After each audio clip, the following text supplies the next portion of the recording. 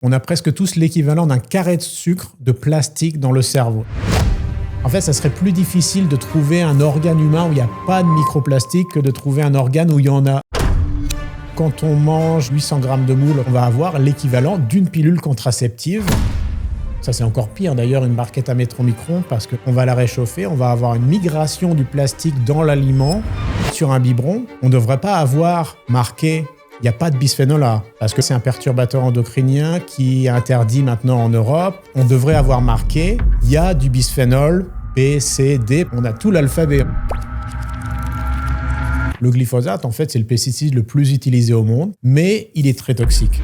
Cancer, perturbation de la fertilité, maladies respiratoires du cerveau, Parkinson, Alzheimer, qui est beaucoup plus courante chez les agriculteurs qui sont exposés aux pesticides. Les personnes vont acheter du bio en se disant je vais avoir un mode de vie sans pesticides, je vais me protéger, mais vont utiliser en même temps des diffuseurs d'insecticides dans leur maison. Et ça, c'est vraiment un gros problème. Donc je les ai testés. Quand j'exposais des cellules humaines à ces insecticides juste in vitro dans des boîtes de plastique dans mon labo, je me suis aperçu que je voyais les cellules qui accumulaient du gras très rapidement. L'obésité est une maladie qui peut être aussi due à l'exposition aux perturbateurs endocriniens.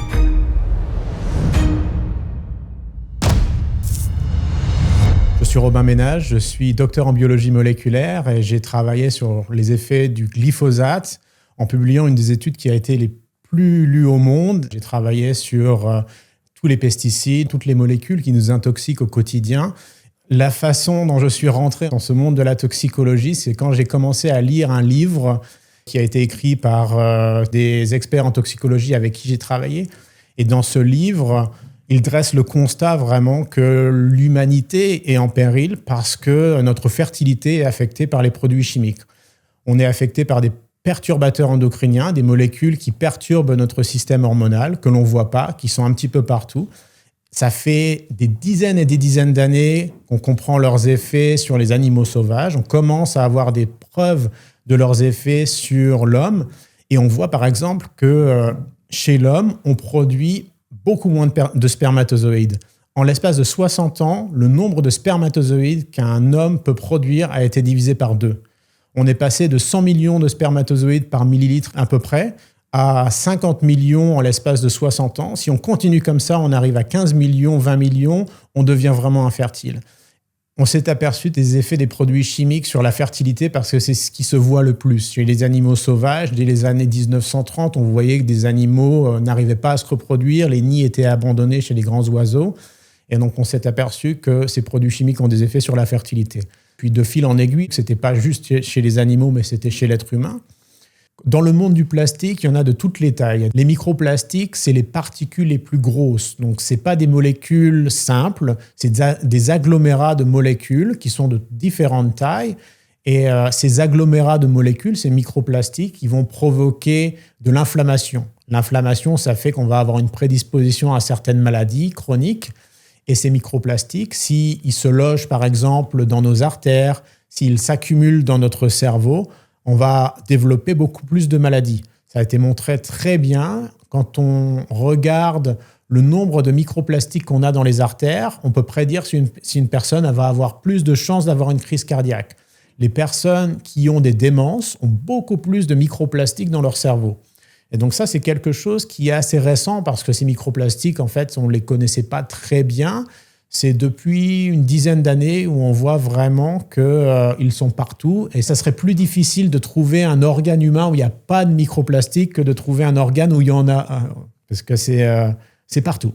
La taille des microplastiques, c'est souvent de l'ordre du micromètre. Donc on sait ce que c'est qu'un centimètre, on sait ce que c'est qu'un millimètre. Quand on parle du micromètre, c'est 1000 fois plus petit. Et donc c'est quelque chose que l'on ne voit pas. C'est beaucoup, beaucoup plus petit qu'un grain de sable. C'est l'équivalent d'un petit grain de poussière, on va dire. Donc, c'est quelque chose que l'on ne voit pas et qui va être invisible, absorbé et qu'on ne peut pas réglementer facilement. Quand on regarde, par exemple, lors d'autopsie, ce qu'il y a comme plastique dans le cerveau, parce qu'on les accumule, ce n'est pas possible de les éliminer, on va voir qu'il y a environ 7 grammes de plastique qui sont dans chaque cerveau humain. C'est l'équivalent d'un carré de sucre. On a presque tous l'équivalent d'un carré de sucre de plastique dans le cerveau. On se dit que c'est quand même assez énorme. Et dans des études scientifiques, on s'aperçoit que chez les personnes qui ont des démences, il y en a même beaucoup plus que ça. On va être peut-être plusieurs morceaux de sucre, de plastique. Et ce n'est pas seulement dans le cerveau. On retrouve du plastique dans le testicule des hommes. On retrouve du plastique dans nos artères. On a souvent entendu dire qu'on est des poussières d'étoiles, on vient des étoiles. Et en fait, on peut plus dire maintenant que c'est des poussières de plastique. Les perturbateurs endocriniens, c'est des molécules chimiques qui vont interférer avec nos hormones à des doses très faibles, parce que nos hormones agissent à des doses très faibles. Donc des doses très très faibles dans notre alimentation, dans l'eau, dans l'air, ça peut avoir des effets sur notre santé. Les perturbateurs endocriniens, typiquement, ils vont perturber les hormones sexuelles, les œstrogènes, les androgènes. Les plastiques comme le bisphénol A vont se comporter de la même façon que les œstrogènes et vont avoir les mêmes effets. Des plastiques comme les phtalates, ils ne vont pas se comporter comme la testostérone, mais ils vont bloquer l'action des hormones mâles. Des perturbateurs endocriniens, il y en a aussi qui affectent les hormones thyroïdiennes, comme les retardateurs de flamme bromés. Ça, c'est quelque chose qui est très bien documenté parce qu'un atome de brome, ça va se comporter de la même façon que les atomes dans nos molécules d'hormones thyroïdiennes. La thyroïde, c'est une glande en fait qui régule la température de notre corps, qui régule le métabolisme, la façon dont on consomme les sucres, brûle le gras. C'est un chef d'orchestre en fait de notre métabolisme. C'est une glande qui va être aussi très importante pour le développement du fœtus, le développement du bébé.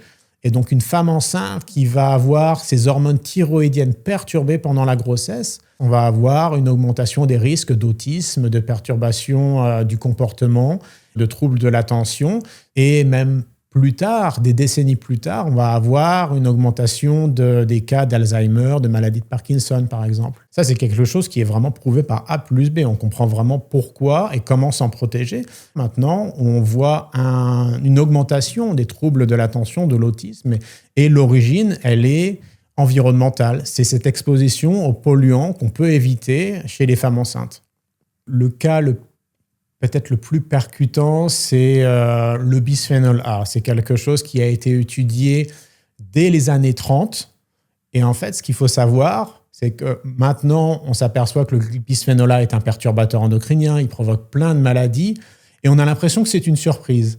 Alors que si on prend les études qui ont déjà été faites dans les années 1930, on s'aperçoit que le bisphénol A, il a été d'abord inventé pour être une pilule contraceptive. Et ça, on l'a oublié.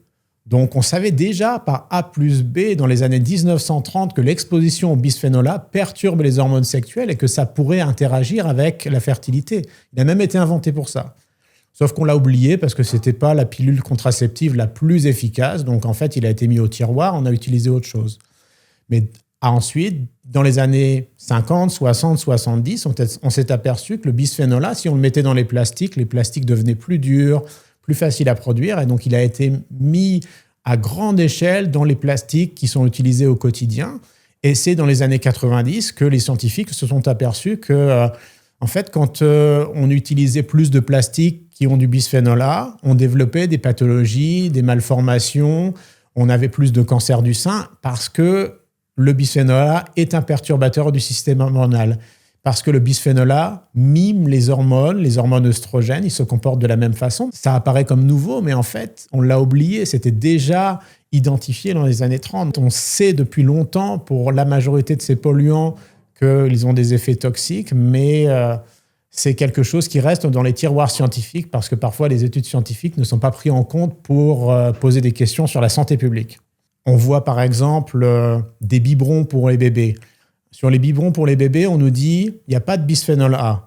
Parce que le bisphénol A, c'est un perturbateur endocrinien qui est interdit maintenant en Europe et les fabricants ont commencé à utiliser d'autres bisphénols.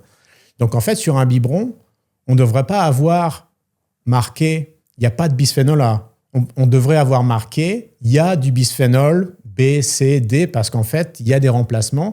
Et du coup, les personnes qui utilisent des biberons en plastique pourraient se rendre compte en achetant le biberon en plastique qu'il y a un problème, que ça pourrait être dangereux pour la santé. Au lieu de dire c'est testé, c'est toujours des arguments en fait qui sont très positifs pour dire achetez ça parce que c'est bon pour votre famille, c'est pratique, etc. Quand j'ai vu les effets du bisphénol A, j'ai vu qu'il y avait des plastiques qui commençaient à apparaître sans bisphénol A, je me suis posé la question, qu'est-ce qu'il y a? Qu'est-ce qui remplace le bisphénol A? Parce que ça reste du plastique, il a les mêmes propriétés. Donc j'ai voulu étudier le bisphénol S, le bisphénol B, Z, parce qu'en fait, il faut savoir que quand on parle de plastique, le bisphénol A, c'est juste la première lettre de l'alphabet. Des bisphénols, on a tout l'alphabet. On a le B jusqu'au Z, on a même le AF. Enfin, il y a vraiment tout un catalogue qui est disponible pour les industriels pour faire du bisphénol et du plastique. Donc, je les ai testés. J'ai testé ça sur des cellules du cancer du sein pour comprendre s'ils pouvaient perturber le système hormonal de la même façon que le bisphénol A. Je me suis aperçu que le bisphénol Z, AF ou d'autres bisphénols qui sont déjà en circulation étaient plus dangereux que le bisphénol A. Ça, c'est une étude scientifique qui a été faite en collaboration avec des scientifiques de l'Agence américaine de l'environnement, quand j'étais au King's College de Londres. Elle a fait la une du journal scientifique Toxicological Science, qui est un des meilleurs journaux scientifiques. Elle a été sur le site internet de l'Agence américaine de l'environnement, donc c'était vraiment une news. On s'aperçoit que les bisphénols qui sont remplaçants du bisphénol A sont plus toxiques. Il y a des politiciens qui ont vu cette étude. Dans l'État de New York, le sénateur a voulu interdire les bisphénols B, Z, les autres, dans les biberons pour enfants. On en a parlé dans la presse. Mais tout d'un coup, on a oublié parce que parfois, on passe à autre chose, il y a d'autres news. Mais en fait, la raison, c'est parce qu'il y a toujours des lobbies qui sont là pour empêcher de faire voter des lois qui porteraient atteinte aux intérêts des industriels. Les pesticides, par exemple, c'est quelque chose qui cause le cancer. Ça, c'est reconnu par l'INSERM, notre grande agence médicale de recherche en France. Les familles qui vivent près de lieux où sont pulvérisés des pesticides ont plus de chances d'avoir des enfants qui sont atteints de leucémie, par exemple, des cancers du sang.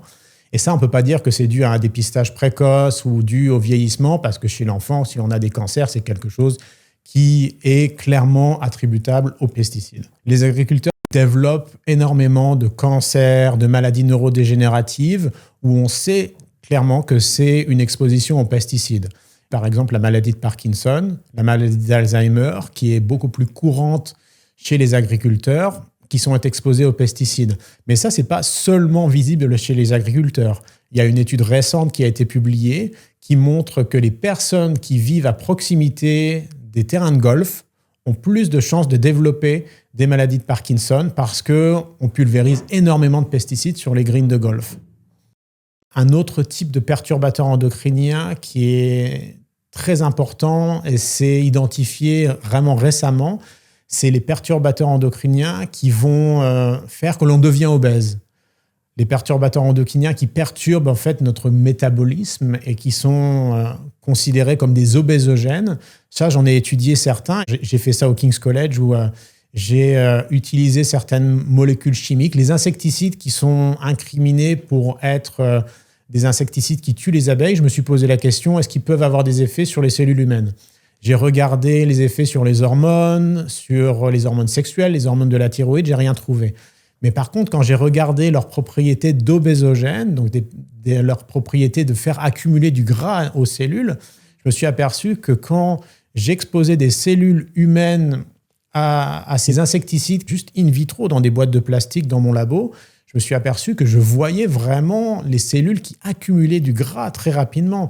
Et donc ça, c'est quelque chose d'important parce que dans notre société, on a tendance à se dire que les personnes qui ont de l'obésité sont des personnes qui mangent mal, qui ne bougent pas assez. On a tendance souvent à faire un petit peu ce genre de raccourci, mais il n'y a pas que ça. On oublie que ça peut être aussi dû à notre environnement chimique. Et l'obésité est une maladie qui peut être aussi due aux perturbations hormonales, à l'exposition aux perturbateurs endocriniens.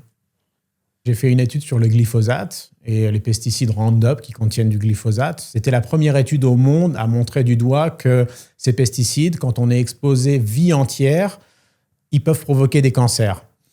Et quand on a publié cette étude, c'était en 2012, on s'est fait attaquer dans tous les sens. On s'est aperçu que beaucoup d'attaques venaient de lobbies, de personnes qui avaient des intérêts financiers, des intérêts économiques, qui avaient des brevets en fait sur les pesticides, sur des plantes génétiquement modifiées qui tolèrent les pesticides.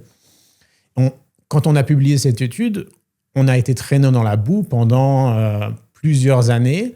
Le journal scientifique nous a dit votre étude, elle n'est pas valide parce que les conclusions sont trop surprenantes, même si vous n'avez pas fraudé. On a été accusé de fraude, toujours. Donc le journal scientifique a été commissionné pour réévaluer toutes nos données scientifiques. On a été transparent, on a donné nos données scientifiques. Le journal a réévalué toutes nos données et a conclu que même s'il n'y avait pas de fraude, les données n'étaient pas suffisantes pour apporter une conclusion qui était assez fiable. C'était une première dans le monde scientifique de retirer une étude pour ça. Mais donc notre étude a été retirée. Tout le monde s'est demandé pourquoi. Donc, dans le monde scientifique, il y a eu des lettres de pétitions parce que c'était vraiment une surprise. Pourquoi un comportement pareil d'un journal scientifique qui est crédible? Et c'est quelques années après, quand il y a eu une enquête du journal Le Monde, quand le glyphosate a été pointé du doigt pour avoir des propriétés cancérigènes, nous on l'avait déjà dit en 2012, ça a été confirmé par l'agence de l'OMS, le CIRC, qui a classé le glyphosate comme cancérogène probable. Donc là, les agriculteurs qui sont exposés au glyphosate ont commencé à porter plainte. Et ils ont commencé à porter plainte parce qu'ils avaient utilisé du glyphosate, ils ont développé des cancers.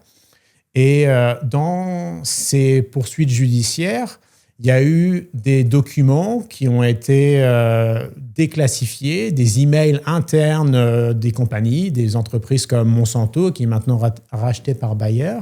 Donc, dans ces emails qui ont été déclassifiés dans les procès sur le glyphosate et les cancers, on s'est aperçu que la firme Monsanto a fait des pressions sur le journal pour retirer l'article scientifique. Ça, c'est bien été documenté. Il y a eu des dessous de table, clairement, de l'argent qui a été versé, des personnes qui étaient dans le monde de l'entreprise Monsanto ont été tout d'un coup dans le monde du journal scientifique. Ça, c'est le système des portes tournantes. On le connaît très bien. Il y a des gens qui sont dans le monde de l'entreprise, qui ont des intérêts financiers pour des produits chimiques. Tout d'un coup, ils se retrouvent dans des autorités réglementaires à voter sur l'homologation de ces mêmes produits chimiques. Et donc ça fait vraiment un système très vicieux qui facilite la vie des entreprises.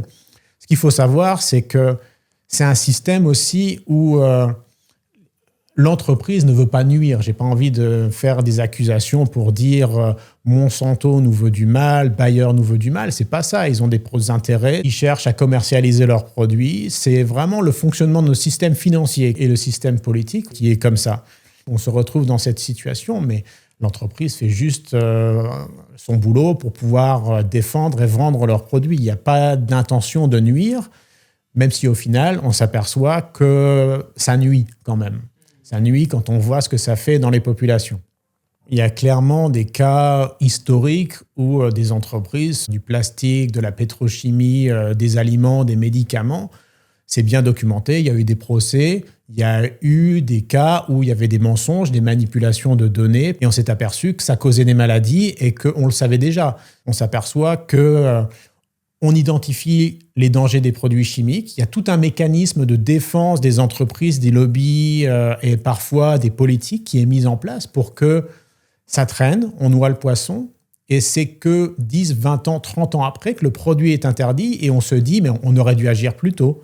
Mais ça, c'est quelque chose qui est bien documenté mais c'est depuis les années 1900 avec des histoires sur des médicaments qui provoquaient des malformations, des histoires sur des polluants dans les carburants. Le glyphosate, c'est vraiment un cas intéressant quand on veut comprendre la logique économique parce qu'on s'aperçoit que le glyphosate, en fait, c'est le pesticide le plus utilisé au monde parce qu'il n'est pas cher, il est très efficace, mais il est très toxique. On s'aperçoit maintenant qu'il donne des cancers, ça c'est très bien documenté, on le connaît bien par A plus B, et il y a une volonté de l'interdire, de le réglementer, mais quand on veut interdire un pesticide, il faut se poser la question par quoi il va être remplacé. Et donc le glyphosate, si on l'interdit, on va utiliser d'autres pesticides. Il ne faut pas se dire que les agriculteurs vont passer directement en bio, qu'on va arrêter de pulvériser des pesticides dans les jardins publics ou sur les voies ferrées. Il y a une évaluation du gouvernement sur les coûts du remplacement du glyphosate. On parle de millions d'euros pour les coûts des traitements sur les voies ferrées pour maîtriser les mauvaises herbes, si c'est avec du glyphosate. Si on remplace par un autre pesticide qui est d'ailleurs plus toxique, on va passer à des coûts qui sont beaucoup plus chers, 20 millions si je me souviens bien. Et si on veut passer à un désherbage qui est manuel, écologique, qui n'utilise pas des produits chimiques, je crois qu'on approche le milliard par an pour désherber nos voies ferrées. Donc il y a vraiment une logique économique qui est claire. Et quand on veut interdire un pesticide, il faut se poser la question, quelles vont être les conséquences? Si on interdit le glyphosate, on va se retrouver avec des pesticides plus toxiques dans l'alimentation. On va avoir des produits qui vont être plus chers parce que le glyphosate, c'est quand même une technique pas chère pour maîtriser les mauvaises herbes.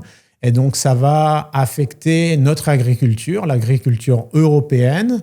On va devoir importer des produits d'Amérique latine, de Chine.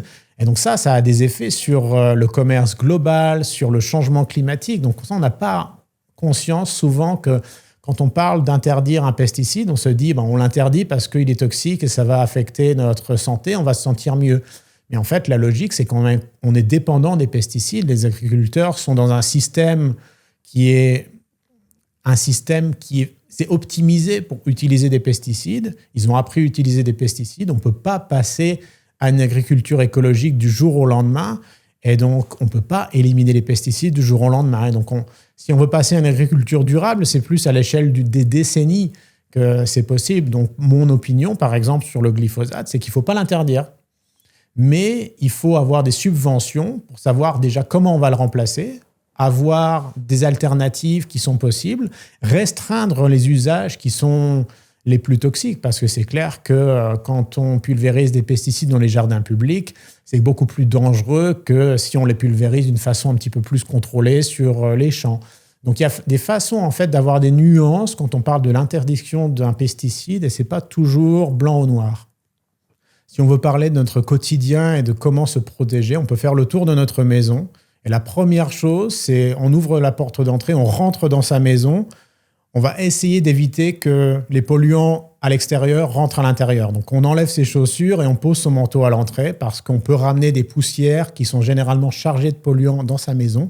Quand on va dans sa cuisine et qu'on regarde ce qu'il ne faudrait pas utiliser, tout ce qui est en plastique. Tout ce qui est en plastique est en contact avec les aliments surtout.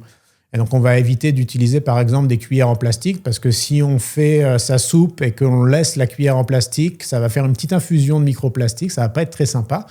Et tous les matériaux qui sont en plastique et que l'on chauffe, si on chauffe une bouteille en plastique au micro-ondes, par exemple, un contenant, que ça soit de l'eau ou alors une barquette d'aliments, on va augmenter le relargage des microplastiques par 10, parfois 100. Et ça, c'est quelque chose qui est très, très toxique. Et donc, le plus simple, c'est de se dire on va éliminer le plus possible les plastiques de la cuisine. Marchons dans notre maison, allons dans la cuisine, on va voir ce qu'on y trouve. Si on a soif, on peut avoir une bouteille d'eau. Il y en a des en verre, mais souvent, c'est des plastiques comme ce qu'on appelle du PET. Ce plastique-là, il ne va pas contenir de perturbateurs endocriniens comme du bisphénol A. Pour ça, c'est safe. Mais par contre, il va contenir énormément de microplastiques. Et donc, quand on consomme de l'eau en bouteille en plastique, on va être exposé à beaucoup de particules de microplastiques parce qu'en plus, ce plastique, si il est dans un endroit assez chaud, ça va augmenter le relargage des microplastiques. Et donc, consommer de l'eau en bouteille, c'est sûrement l'exposition aux microplastiques qui est la plus commune et la plus intense dans notre quotidien. Donc ça, on va éviter. L'idéal, ça serait d'avoir des bouteilles en verre. Ça, c'est l'idéal. Ce n'est pas accessible à tout le monde. Et donc, dans le cas où on n'a pas les moyens pour acheter ces bouteilles en verre, que l'on doit recycler après d'ailleurs, il faut mieux boire de l'eau du robinet. Parce que je trouve que l'eau du robinet, c'est quand même quelque chose qui est très contrôlé. Dans mon quotidien, par exemple, j'ai plus tendance à boire de l'eau du robinet. L'eau, en général, est contrôlée, que ça soit de l'eau du robinet ou de l'eau en bouteille. Il y a certaines marques qui vont faire peut-être plus d'efforts de transparence et contrôler un peu plus, mais elles sont toutes soumises à des réglementations pour contrôler des polluants qui sont très généraux. Les contaminations par des microplastiques, ça c'est quelque chose qui est généralement pas très contrôlé, c'est pas réglementé.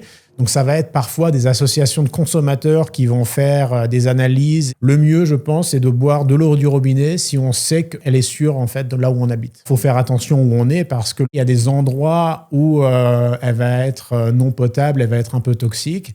Elle va contenir par exemple des PFAS. Les PFAS, c'est des perturbateurs endocriniens qui sont un petit peu partout dans notre environnement parce qu'ils sont utilisés dans les ustensiles de cuisine, dans les emballages, dans nos vêtements. Et donc, c'est des produits qui vont perturber notre système hormonal et être toxiques. Quand on n'a pas envie d'être exposé à des microplastiques, on peut utiliser des filtres. Les appareils qui sont d'osmose inverse, c'est les dispositifs qui sont les plus compliqués peut-être à installer dans sa maison, mais c'est ceux qui sont les plus efficaces pour éliminer les polluants. Les filtres à charbon, les carafes, ça marche, mais ça va s'user très vite. C'est difficile de savoir si elles sont encore efficaces. Et donc, ce n'est pas ce que je favoriserais. Si on veut vraiment être protégé, avoir un appareil à osmose inverse dans sa maison, c'est peut-être la solution idéale. L'osmose inverse, en fait, ça va être un système de filtre qui va enlever de l'eau tout ce qui n'est pas eau, parce que c'est des molécules plus grosses. Donc, on va se retrouver avec de l'eau potable qui est vraiment très filtrée parce que c'est que des atomes, des molécules d'eau. Quand on boit de l'eau filtrée, on va avoir une déperdition de minéraux, mais le plus souvent, c'est quand même quelque chose que l'on a en abondance dans son alimentation. Donc, on ne va pas forcément être en carence parce qu'on boit de l'eau filtrée. On peut retrouver des hormones parfois dans l'eau potable. Par contre, c'est difficile de savoir où c'est exactement et comment s'en protéger. La pilule contraceptive, c'est un perturbateur endocrinien parce que c'est une hormone que l'on prend comme un médicament et qui va perturber notre système hormonal. La différence avec les polluants, c'est que la pilule contraceptive, on va choisir quand on va la prendre. C'est important de savoir que quand on parle des produits chimiques de notre quotidien, il y en a certains qui vont être toxiques, mais on les choisit. Par exemple, on va fumer. On sait très bien que ça va provoquer un cancer du poumon. On va boire de l'alcool, c'est toxique. Et ça, c'est un choix. Le problème, c'est les produits chimiques que l'on ne voit pas. On ne va pas les choisir. Et là, il y a un gros problème parce que les gens ne savent pas où on les trouve. Ils ne sont pas identifiés sur les étiquettes. On n'a pas de connaissance des moyens de les détecter efficacement. Et donc là, ça va être une pollution invisible. Et c'est là le problème. C'est que on est exposé à des toxiques où quand on les choisit, ça va. Mais le problème, c'est quand on ne les choisit pas. La pilule, c'est un perturbateur endocrinien et quand on le prend, au final, il va être un peu éliminé par le corps, mais il va surtout être éliminé dans les toilettes. Et donc, on va en retrouver dans les égouts. Les égouts, parfois, les eaux sont mal filtrées. On va en retrouver dans les rivières.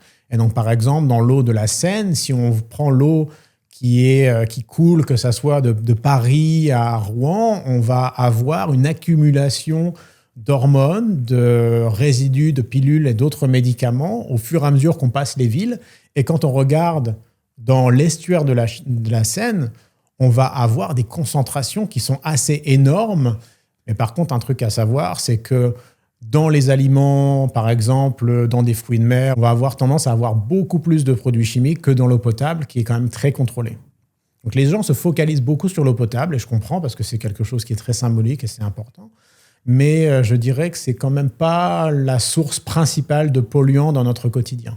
Quand on regarde les concentrations qui sont dans l'eau, on va dire que c'est pas énorme, mais par contre, on va avoir des animaux comme par exemple des moules, des animaux qui filtrent l'eau, et là, ils vont filtrer l'eau, accumuler ces hormones, et ça fait que j'avais vu une étude où quand on mange l'équivalent, je crois que c'était 400 grammes ou 800 grammes de moules, enfin c'est quelque chose d'assez assez gros, mais on va avoir l'équivalent d'une pilule contraceptive si on prend ces moules qui sont par exemple à l'estuaire de la Seine. Il faut mieux manger des petits poissons que des gros poissons parce que les polluants de notre environnement, ils ont tendance à s'accumuler au fur et à mesure que les échelons de la chaîne alimentaire sont hauts. Alors pour prendre un exemple, on va avoir une concentration de polluants, de métaux lourds ou de dioxines, enfin tout un tas de polluants dans l'eau. L'eau, elle va être filtrée par des algues. Les algues vont être mangées par des crustacés. Les crustacés mangés par des petits poissons. Les petits poissons mangés par des gros poissons. Et ça fait qu'on va avoir en haut de la chaîne alimentaire, si on regarde par exemple, on va regarder du thon ou du saumon, on va avoir une concentration de polluants qui va être parfois 10 millions ou 20 millions de fois plus importante dans ces poissons que dans leur environnement. Et ce qui fait que si on en consomme trop, on va être à risque de développer des maladies. Même le gouvernement norvégien recommande de ne pas trop manger de saumon parce que ça peut être contaminé par des métaux lourds, si je me souviens bien. Le saumon, c'est vrai que quand on regarde 10 ans en arrière, 20 ans en arrière, c'était un produit de luxe, on n'en mangeait pas trop parce que c'était pas facile à pêcher, c'était cher. Maintenant, c'est dans des élevages où on utilise tout un tas de pesticides, d'insecticides, et on va avoir déjà dans notre saumon une charge d'insecticides et de pesticides qui peuvent être toxiques. Ensuite, il va être contaminé par des métaux lourds parce que c'est quelque chose qui est accumulé dans la chaîne alimentaire. On va retrouver des polluants comme les PCB, les dioxines. Alors, les noms disent rien, mais ce que je peux dire, que c'est des polluants qui étaient autorisés dans les années 70-80, 1970-80, et qui sont maintenant interdits. Mais parce qu'ils sont persistants, parce qu'ils s'accumulent dans la chaîne alimentaire, on va toujours être exposé à des trucs très toxiques quand on mange, même de nos jours, du saumon ou alors du thon, par exemple, ou c'est des boîtes qui peuvent aussi contenir des microplastiques. Ça, c'est quelque chose à savoir. C'est aussi des perturbateurs endocriniens parce que dans des boîtes en métal comme ça, on ne va pas avoir la nourriture directement en contact avec le métal. On va avoir une couche de plastique qui va être là et qui fait que quand on mange beaucoup de boîtes de conserve, on va être exposé à des perturbateurs endocriniens. Il y a des études qui ont montré que quand on consomme, par exemple, de la soupe en boîte de conserve, on va avoir beaucoup plus d'exposition au bisphénol A. Et dans des études scientifiques, on peut même voir un effet sur la pression artérielle des gens. Ça, c'est des études cliniques qui ont été faites où ils ont regardé des personnes qui mangeaient de la soupe qui n'était pas en boîte, des personnes qui mangeaient de la soupe en boîte. Et au bout de quelques jours, on s'aperçoit que les personnes qui mangent de la soupe en boîte ont plus de perturbateurs endocriniens comme du bisphénol A dans leur sang et au final ont une augmentation de la pression artérielle. Donc, c'est des effets vraiment immédiats. Les sardines, c'est mieux. Les sardines, les anchois, en fait, les petits poissons vont être moins chargés en polluants comme les métaux lourds. Et c'est des sources d'oméga 3 qui sont quand même bons pour notre santé. Donc, c'est des choses qui sont bien à manger. Ça a un impact écologique qui est déjà moins fort que de manger du poisson. Quand on regarde les poissons, ceux qui vivent dans les rivières vont être potentiellement plus exposés à des polluants parce qu'il y en a plus dans les rivières que dans l'eau de mer. Donc, c'est vrai qu'un poisson de rivière comme une truite ou une carpe va être peut-être plus exposé à des polluants que quelque chose qui vient dans la mer. Après, l'autre considération, c'est bien sûr la taille. Et quand on va vraiment dans les échelles de poissons qui sont les plus gros, le thon, on va avoir le saumon, l'espadon, on va avoir vraiment des très gros poissons. Là, ça va être une exposition beaucoup plus forte. Et les populations, par exemple, nordiques qui mangent des poissons qui sont beaucoup plus gros, c'est pas des poissons d'ailleurs, les mammifères comme les baleines. Là, c'est vraiment parfois des expositions qui sont très problématiques. Et il y a vraiment des études très sérieuses qui montrent que des populations comme par exemple aux îles Fidji vont avoir une exposition très forte aux polluants par leur consommation de poissons et vont avoir des impacts sur leur santé. Ça, c'est bien établi. Ils ont des problèmes de fertilité, par exemple, des problèmes de cancer. Ça, c'est quelque chose qui est bien relié à leur consommation de poissons parce que c'est des métaux lourds, des PCB, des dioxines, des choses qui sont cancérogènes et qui perturbent les hormones. Les crustacés peuvent poser problème, pas pour les mêmes raisons, parce qu'ils ne vont pas accumuler dans la chaîne alimentaire comme peuvent le faire du saumon ou du thon, mais c'est des animaux filtreurs, et donc ils vont filtrer l'eau de mer et ils vont retenir tout ce qui est autour d'eux. Et donc c'est vrai qu'on va avoir des résidus de médicaments, par exemple chez les crustacés. Et ça, c'est bien, par exemple, de limiter la consommation. C'est toujours une question de balance, en fait. On ne va pas s'interdire de vivre. Ça, c'est quelque chose d'important à dire parce que quand on parle d'exposition aux produits chimiques, on peut se stresser et au final avoir un impact plus fort sur sa santé parce qu'on évite les choses toxiques. Et donc, il faut avoir un petit peu de pragmatisme, de parcimonie, un équilibre. Et donc, par exemple, de manger du saumon. J'en mange du saumon, j'ai bien conscience des problèmes et je vais limiter. Je ne vais pas en manger souvent, je vais faire un effort. Et je vais plutôt privilégier les produits à base de plantes, par exemple. Et ça, c'est quelque chose qui est valable pas forcément que pour l'alimentation. On ne va pas s'interdire d'utiliser des cosmétiques. Ça, c'est toujours la question d'avoir un juste milieu. Les cosmétiques, ça c'est quelque chose qui rend heureux. Et donc, les supprimer, peut-être que c'est un impact négatif sur sa santé. Il faut trouver un équilibre. Alors, on peut utiliser des cosmétiques qui sont bio, qui sont écologiques. Il faut trouver le juste milieu pour faire au mieux, sans se stresser, pour avoir une vie qui est aussi durable. Il faut que ça soit sur le long terme, il faut que ça soit tenable, et donc faire les choses un peu d'une façon pragmatique et voir les choses avec des échelles de gris, pas noir ou blanc. Alors, les cosmétiques, c'est vraiment bourré de produits chimiques. C'est vraiment une des expositions les plus fréquentes parce que c'est des cocktails. C'est généralement des cocktails qui sont très toxiques. On se les met directement sur la peau et ça peut vraiment causer des problèmes. Alors, quand on regarde ça, par exemple, déjà, c'est un aérosol. Alors, les aérosols, pour que ça soit aérosol, il faut mettre tout un tas de gaz qui peuvent être toxiques pour la santé. Et si on regarde la liste des ingrédients, c'est tout un tas de produits chimiques qui, même moi, en tant que toxicologue, il y en a plein que je ne connais pas. Et ça, c'est juste une partie des produits parce qu'il y a des contaminants. C'est souvent des boîtes noires, en fait. On ne sait pas trop ce qu'il y a dedans. Mais d'ailleurs, par exemple, celui-là, on voit qu'il y a un petit logo avec une petite flamme pour dire « attention, ça peut s'enflammer ». Mais c'est vraiment parce qu'il y a des choses toxiques que ça peut s'enflammer. Les femmes, par exemple, même les hommes qui utilisent beaucoup de cosmétiques ont beaucoup plus de problèmes hormonaux comme des problèmes de fertilité. Ça, c'est bien documenté. Et on voit que les femmes qui utilisent plus de cosmétiques vont avoir plus de mal à tomber enceinte que les femmes qui utilisent moins de cosmétiques. Et donc, quand on regarde des shampoings, c'est pareil, en fait. C'est tout un tas de produits chimiques qui sont des détergents, des colorants, des choses qui sont là pour stabiliser. On a des arômes. Quand on regarde ces produits chimiques, on va regarder ce qui a été fait pour comprendre leur toxicité. On va s'apercevoir qu'on ne connaît pas leur toxicité à long terme parce que c'est mal testé pour tout ce qui est de perturbations hormonales. Les effets à long terme, on ne les connaît pas. Et on ne les connaît pas déjà pour des molécules isolées. Alors qu'on prend des cocktails de produits chimiques, là, je ne sais même pas combien il y a d'ingrédients, mais il y en a au moins une dizaine. Les effets cocktails, on ne va pas les comprendre. Et là, on sait qu'on a une boîte noire, mais c'est des produits qui sont toxiques. Alors, on ne va pas s'interdire d'utiliser du shampoing parce que c'est quelque chose quand même important. Il faut bien vivre heureux en société d'une manière acceptable. Mais peut-être de privilégier les produits où c'est des ingrédients qu'on peut connaître. Des produits où il y a des labels écologiques, ça peut aider quand même. Et des produits assez simples et peut-être de diminuer l'utilisation aussi. Parfois, on a tendance à se mettre sur la peau des quantités astronomiques de produits sans faire attention. Mais quand on commence à faire attention, on pourrait se dire on va peut-être en mettre la moitié moins et ça ferait la même chose. Il y a du propane, de l'isobutane, du butane. Donc, c'est des choses qui sont considérées comme vraiment être toxiques. Donc, tout n'est pas compréhensible parce que c'est vrai qu'il y a quand même beaucoup d'huile végétale. Alors après, c'est des extraits végétaux, donc ça donne du parfum. Ça, c'est pas forcément très toxique, même si c'est pas parce que c'est naturel que c'est bon pour la santé. Ça, c'est quelque chose qui est assez important à dire parce qu'on a souvent à l'idée que parce que c'est un produit naturel, ça va être bon pour la santé. Il y a des choses comme dans les dentifrices, le triclosan, c'est un produit chimique très toxique, perturbateur endocrinien, qui a été interdit.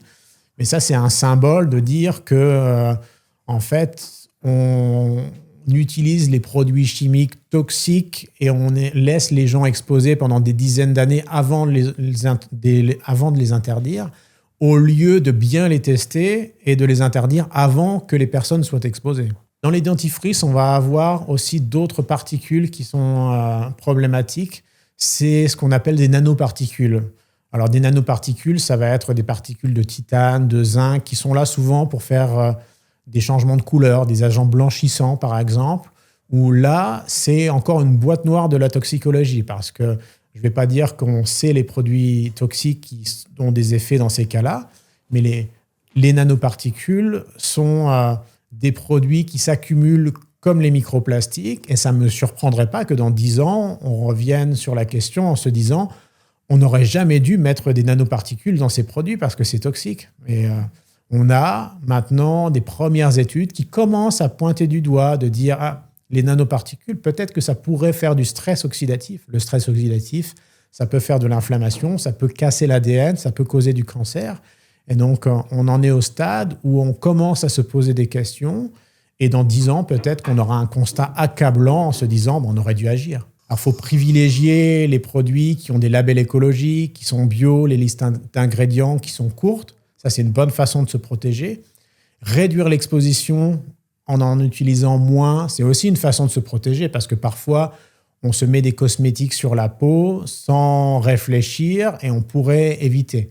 Il y a aussi des applications qui sont disponibles, on peut les télécharger sur son téléphone. Il y a quelque chose qui s'appelle Yuka, par exemple, que tout le monde peut télécharger. On peut scanner les produits du quotidien, que ce soit des cosmétiques ou alors des boîtes de conserve, et ça va nous dire quels sont les produits qui peuvent être toxiques. Il y a un score, ça peut nous aider à choisir les produits qui sont les bons pour pouvoir, quand on fait ses courses, privilégier les produits qui sont les moins porteurs de problèmes. On n'a pas beaucoup d'outils en fait pour comprendre l'exposition aux produits chimiques, même si les applications comme Yuka ne sont pas toujours très complètes parce que forcément, les listes d'ingrédients dans les cosmétiques, ça peut être propriété intellectuelle, on ne sait pas tout, ça reste des boîtes noires, tout n'est pas bien testé. On va avoir qu'une partie des produits chimiques qui sont évalués. Donc, l'application Yuka va nous permettre d'avoir une bonne idée pour se protéger, mais c'est vrai que ça ne va pas faire tout le boulot.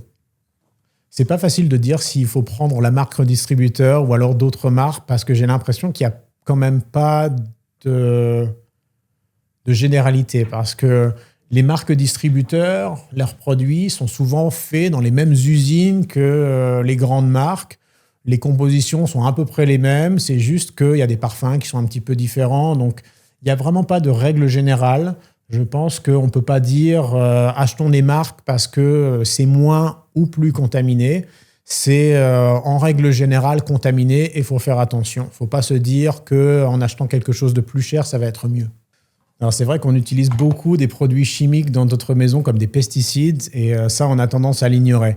Parce que ça, un produit anti-moustique, c'est un pesticide, c'est toxique et ça peut vraiment, surtout dans le cas des insecticides comme ça, affecter notre cerveau et vraiment avoir des effets sur le long terme. Et ça, par exemple, c'est assez typique que les personnes vont acheter du bio en se disant je vais avoir un mode de vie sans pesticides, je vais me protéger, mais vont utiliser des diffuseurs d'insecticides dans leur maison. Et ça, c'est vraiment un gros problème parce que quand on regarde l'exposition à des produits insecticides dans les maisons, on va avoir des expositions qui sont 10 à 100 fois plus fortes que si on mangeait des produits les plus contaminés. Si on mange une barquette de fraises, par exemple, on va être exposé souvent à des pesticides qui peuvent être toxiques. Si on utilise des insecticides dans sa maison pour chasser les moustiques pendant la nuit, on va être exposé à peut-être 10 à 100 fois plus d'insecticides que si on mange une barquette de fraises. Ça, c'est non. C'est vrai que c'est vraiment la première chose à mettre à la poubelle quand on a des insecticides dans sa maison parce que là, c'est vraiment un danger, surtout pour les enfants, les femmes enceintes. Et alors, quand on est dans un pays d'Afrique où les moustiques peuvent vraiment tuer des gens parce qu'ils portent des maladies, c'est une autre histoire.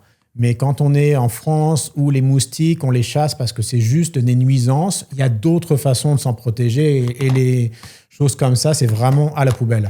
Pour se protéger des moustiques, déjà peut-être s'habiller, de faire attention, fermer les fenêtres. Il y a des grillages qu'on peut mettre sur ces fenêtres aussi pour pouvoir se protéger, utiliser les choses qui sont naturelles, qui sont à base de plantes comme les géraniums, la citronnelle, qui sont des choses qui, c'est pas le plus efficace, mais ça permet quand même d'avoir une petite efficacité. Mais c'est vrai que si on veut l'efficacité maximale, on s'intoxique beaucoup. Alors les bougies, c'est vrai que ça, c'est que tout ce qui brûle en fait déjà, ça va générer des produits chimiques par la combustion, ça va être toxique. Même si on regarde l'emballage et que l'on voit pas d'ingrédients, d'ailleurs il n'y a pas la liste d'ingrédients, donc de toute façon là, le consommateur peut pas s'éduquer. On va avoir des produits chimiques qui sont dans la bougie et quand on va faire brûler la bougie, ça va être encore pire. Donc là, c'est quelque chose où dans sa maison, il faut peut-être mieux ventiler en ouvrant les fenêtres que faire brûler des bougies avec des arômes parce que là, on peut s'intoxiquer. Les bougies normales, oui, quand il n'y a que de la cire, ça va être quand même mieux, même si les résidus de combustion, en général, il ne faut mieux pas accumuler ça dans sa maison, que ça soit parce qu'on fait un feu de cheminée ou alors on est en train de cuisiner, il y a des fumées. Ça, c'est des choses qui sont en général toxiques. Les lessives, c'est vrai que c'est quand même des cocktails de produits chimiques, de détergents qui sont très toxiques. Alors, on ne se les met pas sur la peau directement, mais d'une façon indirecte après quand on a nos vêtements. Les lessives vont être surtout toxiques en fait pour l'environnement parce que les eaux de lessive dans les rivières, ça va être vraiment un gros problème pour les poissons, les grenouilles qui y habitent. C'est peut-être pas le produit le plus toxique parce qu'on va pas l'en boire. Et c'est quand même d'une façon indirecte. Ça va être toxique pour l'environnement, mais si monsieur tout le monde veut faire attention à son exposition aux produits chimiques, d'utiliser des lessives écologiques, c'est plus un geste citoyen pour l'environnement.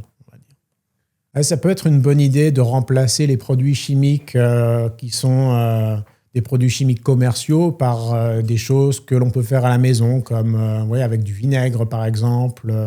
Ça peut être du bicarbonate de soude, parce que c'est vrai que ça va peut-être pas avoir l'efficacité d'un produit très corrosif, mais ça va quand même pouvoir supplanter des produits toxiques et on va pouvoir utiliser ça comme une base au quotidien en fait. Alors, quand on regarde un plat tout prêt, qu'on peut souvent acheter pour se faciliter la vie parce qu'on n'a pas le temps de cuisiner, la première chose, c'est que c'est des aliments ultra transformés. On les reconnaît parce que c'est des aliments où on va avoir une longue liste d'ingrédients qu'on ne connaît pas. C'est des choses qui sont comme des émulsifiants. C'est des molécules chimiques, en fait, qui ne sont pas des molécules de notre quotidien. Quand on regarde, par exemple, une tomate, la tomate, ça va être le moins transformé. Le ketchup, ça va être le plus transformé. Là, c'est complètement bourré d'additifs, il n'y a pas beaucoup de tomates à l'intérieur, c'est dans du plastique. Mais on va avoir une sauce tomate dans un bocal en verre, ça va être un aliment transformé, mais ça ne va pas être ultra transformé. Donc, c'est pour ça qu'il faut avoir aussi des nuances quand on parle d'aliments ultra transformés. Et c'est surtout les produits qui sont faits pour être conservés pendant des années, qui sont normalement des produits frais, qui contiennent des listes d'ingrédients que nos grands-parents ne reconnaîtraient pas. C'est comme ça qu'on reconnaît des aliments ultra transformés.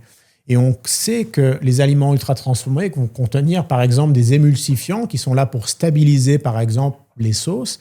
Et ces émulsifiants, ils peuvent provoquer des dommages à l'intestin.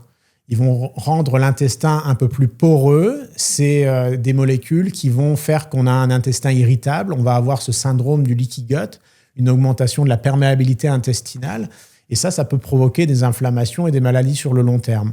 Donc les aliments ultra transformés, à éviter, que ça soit des barquettes à mettre au micro-ondes. Ça, c'est encore pire d'ailleurs, une barquette à mettre au micro-ondes, parce que là, c'est en plastique. On va la réchauffer, on va avoir une migration du plastique dans l'aliment qui va faire qu'on va être, en plus d'être exposé à des émulsifiants ou tout un tas d'ingrédients toxiques d'aliments ultra transformés, on va avoir des microplastiques, on va avoir du bisphénol. Et quand on parle de micro-ondes, le micro-ondes n'est pas dangereux par lui-même. Ça, c'est quelque chose aussi peut-être à souligner. On a souvent des questions pour se dire, on se pose la question, est-ce que le micro-ondes par lui-même va être toxique? Mais non, le micro-ondes va réchauffer les aliments en agitant les molécules d'eau. Ça, c'est pas un problème. C'est surtout ce qu'on met dans le micro-ondes qui peut être un problème. Quand on est dans sa cuisine, on prépare à manger. Les poêles, c'est là où il faut aller regarder s'il y a des perturbateurs endocriniens ou pas. Parce que c'est vrai que souvent, dans les revêtements, on a tendance à avoir des revêtements comme... on va pas dire le nom des marques, mais c'est des revêtements anti-adhésifs qui permettent de cuisiner sans trop se prendre la tête parce que c'est beaucoup plus simple. Mais en fait, ces revêtements vont contenir des perturbateurs endocriniens comme ce qu'on appelle du PFAS, du PFOS.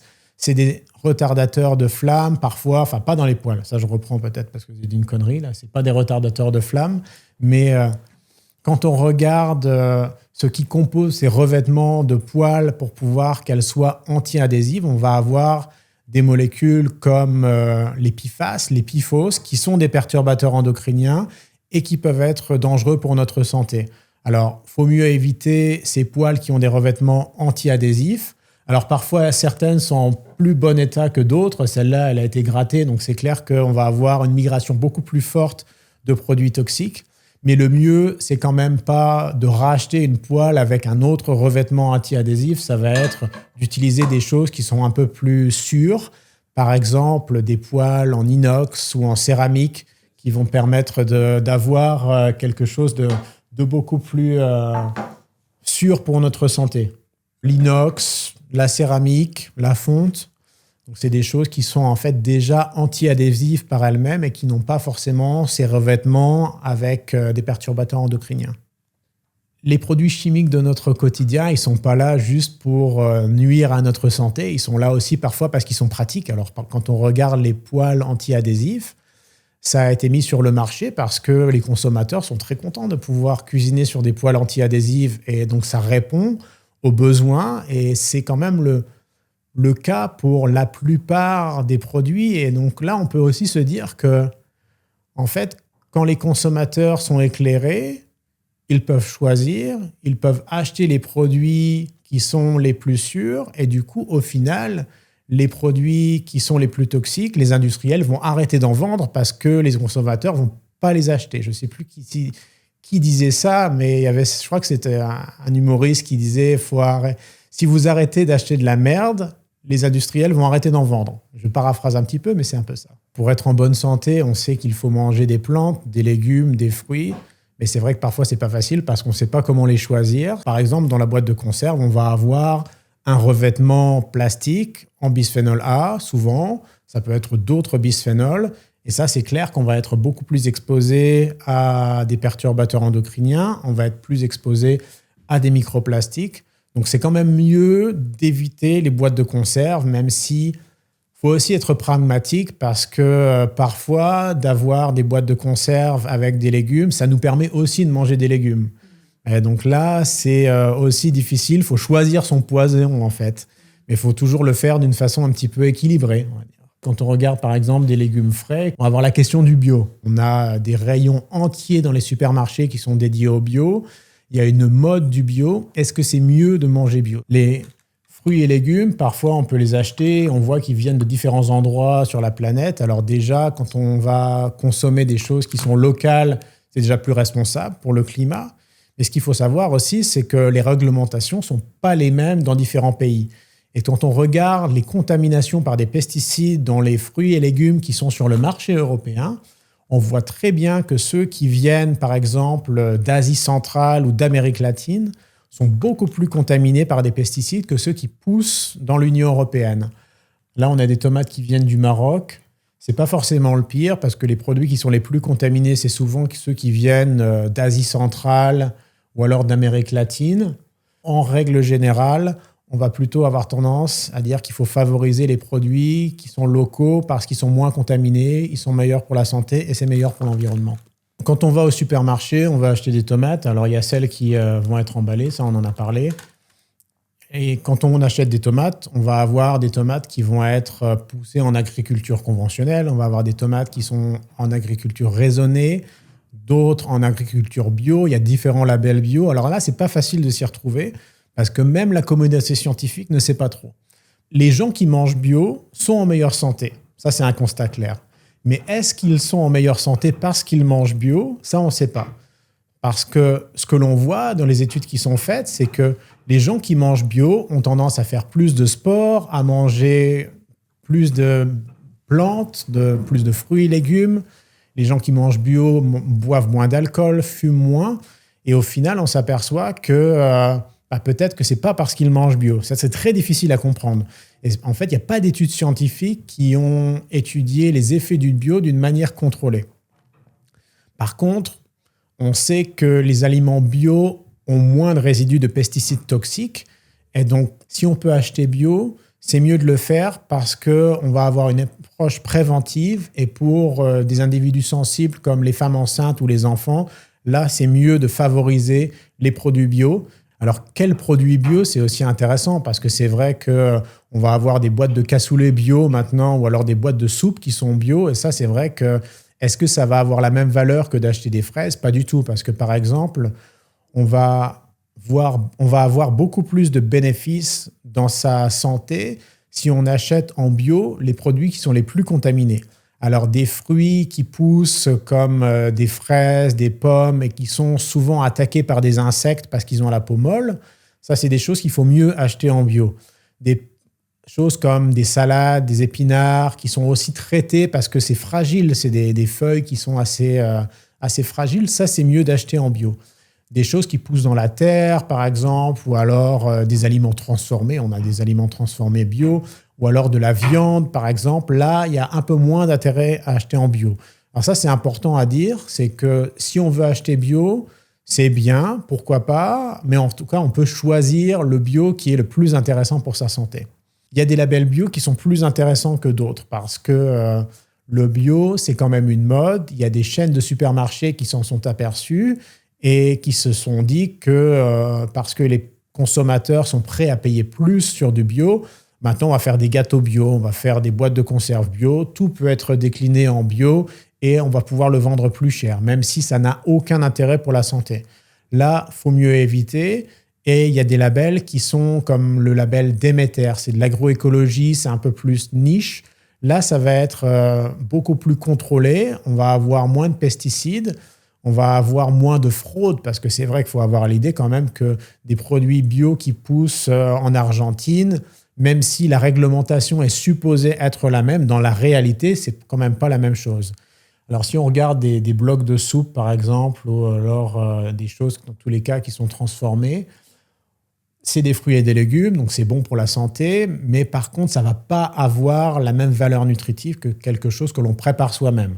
Parce que c'est des choses qui sont quand même faites pour être stables, c'est pasteurisé, ça va être chauffé à haute température, donc les vitamines vont être tendance à être dégradées, on va avoir moins de polyphénols qui sont protecteurs, et donc d'une manière générale, d'acheter des fruits et des légumes qui sont dans des boîtes, c'est quand même moins intéressant, pas forcément dans ce cas-là du point de vue de toxicité, mais du point de vue de la protection, parce que ça va avoir une valeur nutritive qui est moins intéressante. Pour se protéger des produits chimiques, on peut déjà agir sur notre mode de vie, parce qu'en fait, notre corps, il peut être agressé par des produits chimiques, c'est l'intoxication, mais on a aussi le côté détox, où on peut s'en protéger, en les évitant, mais aussi en boostant les capacités de notre corps, en boostant notre résilience, notre capacité à gérer ces produits chimiques, parce qu'on a des systèmes de détoxification. Notre corps peut se défendre, et ça, c'est quelque chose qui notre corps peut se défendre, et on peut booster ces défenses en agissant sur notre mode de vie. Alors, il y a des choses que l'on peut faire par nous-mêmes, pour pouvoir améliorer les capacités de défense de notre corps. Alors, une des premières choses, c'est manger équilibré, manger bien, au bon moment. Et au bon moment, ça c'est important parce qu'on oublie souvent qu'on peut alterner entre manger et jeûner. On jeûne pendant la nuit, c'est assez naturel. Quand on jeûne aussi pendant la nuit, on dort et c'est un moment où le corps se régénère. Le sommeil, ça c'est quelque chose de très important. Le corps se détoxifie, le cerveau élimine des produits toxiques pendant le sommeil et donc d'avoir un bon sommeil, de cultiver un bon sommeil, par exemple en évitant les écrans, en évitant les stimulations, les lumières assez vives le soir, on va avoir un meilleur sommeil, on va booster sa capacité à se détoxifier. Faire du sport, ça va nous permettre vraiment d'augmenter notre résistance aux produits chimiques parce que le sport a des effets anti-inflammatoires et quand on regarde les polluants, ils ont des effets inflammatoires, ils provoquent du stress oxydatif. Alors quand on fait du sport, on a tendance à s'en protéger en augmentant les défenses de notre corps. Quand on fait du sport, on augmente souvent sa masse musculaire. Les muscles, c'est des tissus qui sont là pas forcément juste pour se contracter et nous supporter. C'est des tissus qui ont aussi une activité hormonale. Ils vont relâcher des hormones anti-inflammatoires qui vont permettre de réguler notre métabolisme. Et donc, faire du sport, c'est quelque chose de très important. Et quand on dit faire du sport, c'est pas forcément aller s'épuiser à la salle de gym. Si on a un mode de vie sédentaire, on commence par des choses simples. On va essayer dans son quotidien, par exemple, de marcher un peu plus, de prendre les escaliers, peut-être garer sa voiture un peu plus loin. Parfois, c'est aussi d'utiliser un système où on met en place des routines. Parce que quand on veut se mettre au sport, quand on veut changer son mode de vie pour avoir un mode de vie meilleur, on a tendance à vouloir faire trop bien. On a tendance à vouloir être la meilleure version de soi-même. Et ça, c'est quelque chose, je pense, qu'il faut déconseiller parce qu'il faut aussi accepter d'avoir des défauts, accepter de ne pas être parfait Et quand on veut changer son mode de vie, de le faire petit à petit. Par exemple, quand on veut faire du sport, on va se décider que dans les prochaines semaines, on va faire 3 nouvelles routines. Par exemple, on va s'étirer le matin. On va faire quelques exercices de coordination avant de se laver les dents. Ou alors, quand on a sa théière qui est en train de bouillir, on va faire quelques squats ou des pompes. C'est des choses qui permettent d'ancrer au quotidien des habitudes. C'est pas facile d'avoir un mode de vie qui assure une bonne santé. C'est pas facile de changer son mode de vie. Et donc, pour avoir un mode de vie en bonne santé, il faut créer des habitudes, qu'elles soient durables et qu'elles soient ancrées dans notre quotidien. Quand on est affecté par une perte de testostérone chez un homme, le meilleur moyen, c'est de faire du sport, de faire de l'exercice de résistance, donc de porter des charges, parce que les muscles sont des tissus qui vont permettre vraiment d'avoir une action sur la régulation des hormones et donc de conserver sa masse musculaire, c'est quelque chose de très important. Si on est une femme et qu'on est exposé à des produits chimiques qui perturbent nos hormones, c'est très difficile d'avoir des solutions concrètes pour s'en protéger parce qu'à part les éviter et d'avoir un mode de vie en bonne santé, de faire du sport, de bien manger, d'avoir un bien-être émotionnel, ça aide beaucoup. Mais c'est vrai qu'il n'y a pas de solution magique pour pouvoir se protéger des polluants. Et ça, c'est valable que ça soit chez les femmes et chez les hommes. Donc, on va avoir un bénéfice si on a un bon mode de vie, une bonne hygiène de vie, parce qu'on va se protéger. On va avoir un foie, par exemple, qui est plus à même de détoxifier, parce que nos organes, comme le foie et les reins, ont des capacités à se détoxifier, peuvent éliminer certains polluants, pas tous, mais en tout cas nous aider fortement à pouvoir gérer cette charge toxique que l'on a quotidiennement. Et donc, quand on a un foie qui marche bien, qui est en bonne santé, il va pouvoir beaucoup plus gérer les expositions toxiques du quotidien que si on a un foie gras, par exemple, ou un foie abîmé parce qu'on mange mal, on boit trop d'alcool, on ne fait pas assez d'exercice. Les microplastiques, il n'y a pas beaucoup de solutions pour s'en protéger, à part les éviter, parce qu'on sait qu'ils s'accumulent dans différents organes du corps. C'est là où il faut peut-être dire que tous les produits commerciaux qui sont là pour détoxifier, qui sont un petit peu miracles, des suppléments qui nous promettent de nous protéger, dans la plupart des cas, c'est des arguments commerciaux. Et c'est parce que les produits chimiques toxiques comme les microplastiques ou alors les métaux lourds, ils s'accumulent, on n'a pas de possibilité pour les éliminer clairement. Donc, le mot détox, c'est un mot qui fait vendre, mais c'est un mot que les scientifiques n'aiment pas trop, en fait. Quand je parle de détox, on me demande la détox. On peut détoxifier, on a des organes qui sont faits pour détoxifier, comme le foie et les reins, parce qu'on a besoin d'éliminer, par exemple, dans l'urine, des molécules que notre propre corps produit et qui sont toxiques. On élimine des déchets, mais le foie et les reins ne sont pas faits pour pouvoir bien gérer des charges toxiques de polluants qu'ils n'ont pas appris à reconnaître. Parce qu'en fait, on a évolué dans un monde qui était sans produits chimiques comme des microplastiques. Ça n'existait pas quand notre corps a évolué des millions d'années auparavant. Et donc, notre système de détoxification n'a pas appris à reconnaître ces produits chimiques. Et donc, ils passent les barrières de notre corps pour aller s'accumuler dans le cerveau sans être identifiés, sans pouvoir être éliminés. Et donc, d'avoir des crèmes, des suppléments détox, ça, c'est vraiment juste un argument marketing. Pour booster son foie, ses reins, avoir une bonne hygiène de vie, c'est l'idéal. Faire du sport, bien manger, ça, c'est l'idéal. Parce que ça va permettre d'éviter qu'avec notre mode de vie moderne, le foie accumule du gras. Et ça va permettre aussi à l'organe de bien fonctionner pour pouvoir faire au mieux, même si ce n'est pas idéal, parce qu'il ne faut pas croire que l'on peut tout gérer en améliorant sa santé par le mode de vie. Ces produits chimiques qui nous entourent et qui sont toxiques, ils sont invisibles et je pense que le mieux, c'est de les éviter. Et parce qu'on ne peut pas les identifier, peut-être que le mieux, c'est d'avoir des réflexes dans notre mode de vie qui sont un petit peu...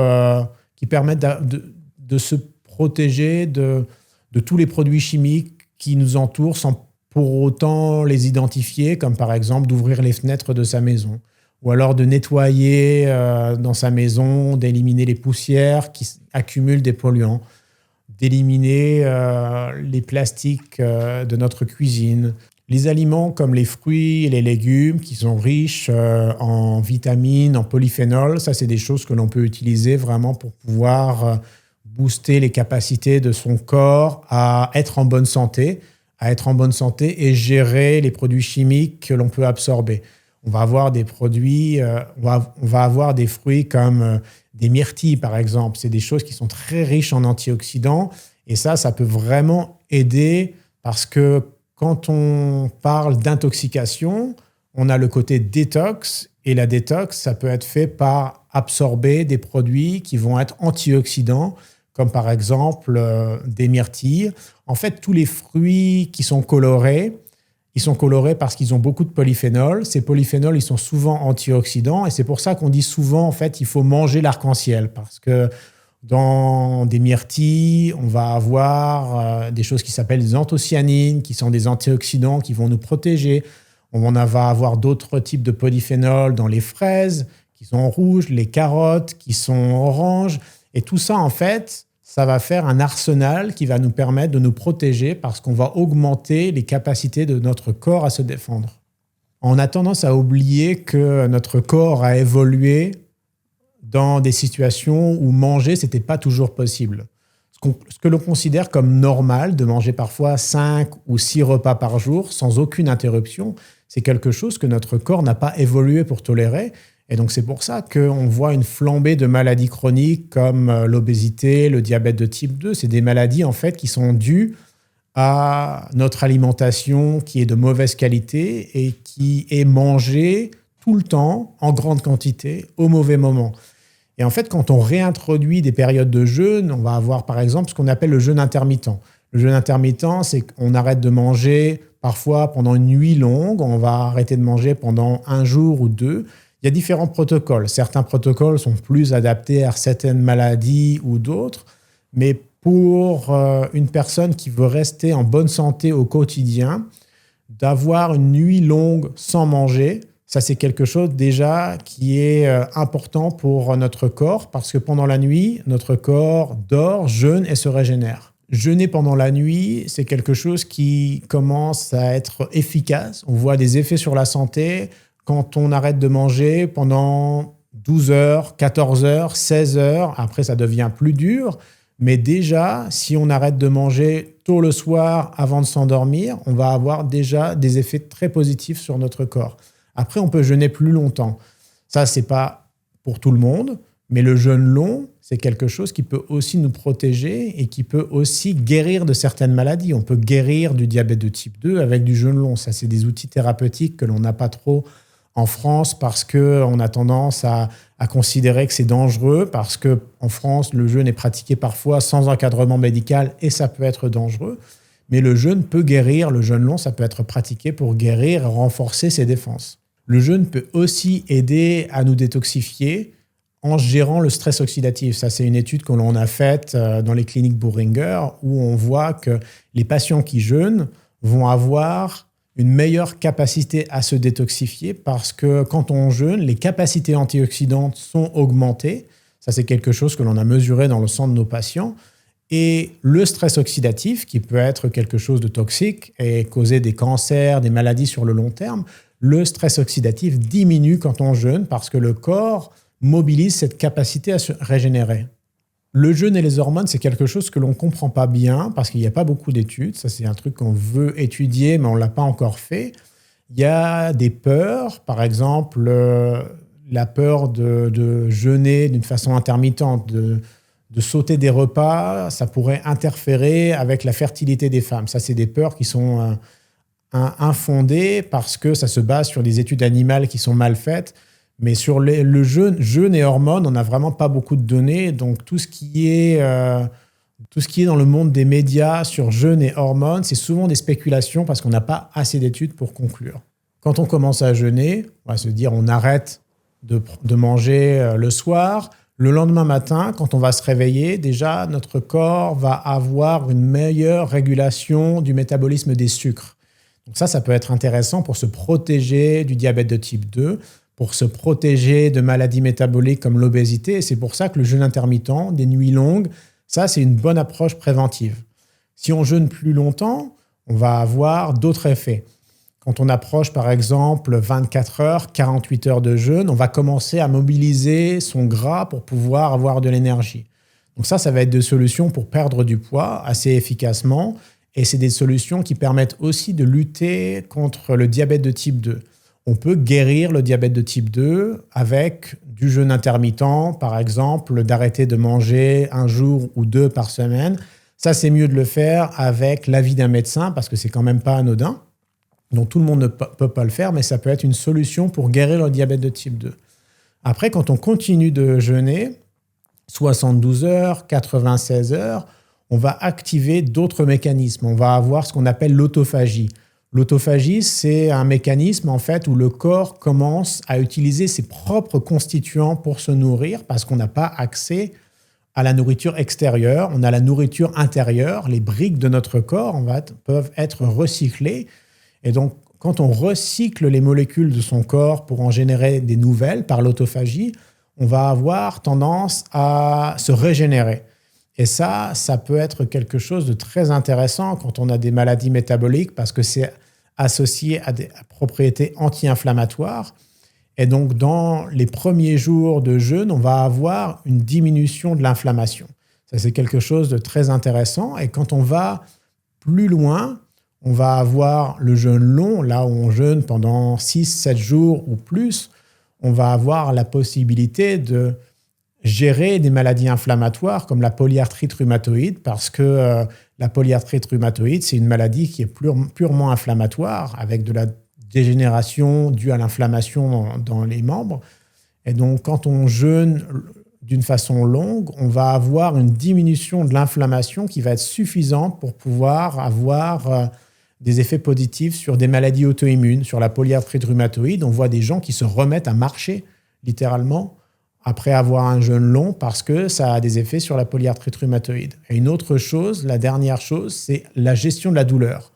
Parce que quand on arrive aussi dans ces stades un peu tardifs, on va dire, tout le monde ne peut pas jeûner pendant 1 semaine ou 2, mais si on a des douleurs chroniques, le jeûne peut aussi avoir des bénéfices sur les douleurs chroniques et sur la santé mentale, parce que dans ce cas-là, on va avoir aussi une amélioration du bien-être émotionnel qui est parce que déjà, on se sent mieux dans son corps, parce que le corps, on perd du poids. Si on a en surpoids, on va avoir ce mécanisme anti-inflammatoire.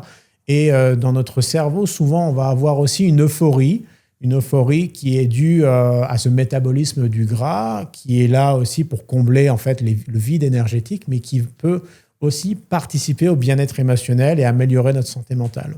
Ce que l'on pourrait faire pour améliorer la prise de conscience, c'est avoir des actions du gouvernement pour pouvoir éveiller les consciences, de dire pas seulement mangez, bougez, mais faites attention aux produits chimiques de votre quotidien, protégez-vous, d'avoir des étiquetages meilleurs sur les aliments parce qu'on nous donne un Nutri-Score, par exemple, pour dire c'est bon pour la santé ou pas, mais on pourrait nous dire aussi est-ce que c'est peut-être dangereux, mais on devrait avoir des messages de santé publique, peut-être pas comme les paquets de cigarettes pour dire utiliser du plastique, ça tue, mais on pourrait en arriver là quand même, de dire utiliser du plastique, c'est dangereux, ça pourrait mettre votre famille en danger. Si vous utilisez du plastique alors que vous êtes enceinte, peut-être que ça va créer des problèmes pour votre enfant. Une autre solution pragmatique, c'est l'éducation des médecins. Parce que dans le cursus médical, on apprend à se servir d'outils de la médecine moderne, des médicaments, on apprend pas mal de choses, mais la part d'éducation qui est sur l'environnement, elle est très faible.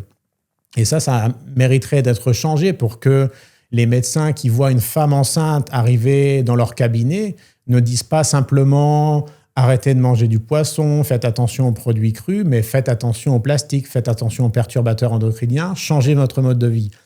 Les personnes qui veulent avoir des enfants, on pourrait imaginer des visites de préconception où Le médecin va dire, si vous voulez optimiser votre chance d'avoir un enfant, faites attention aux produits chimiques qui peuvent affecter votre fertilité, éliminer les plastiques, manger bio, etc. Et ça, c'est quelque chose qui pourrait vraiment changer la mentalité. Donc, c'est difficile pour les citoyens de se rendre compte du problème par eux-mêmes, mais on pourrait les accompagner avec un étiquetage des aliments, avec des conseils pratiques par les médecins, avec des campagnes du gouvernement. Mais pour l'instant, je pense que pour des raisons économiques, en fait, on ne le fait pas.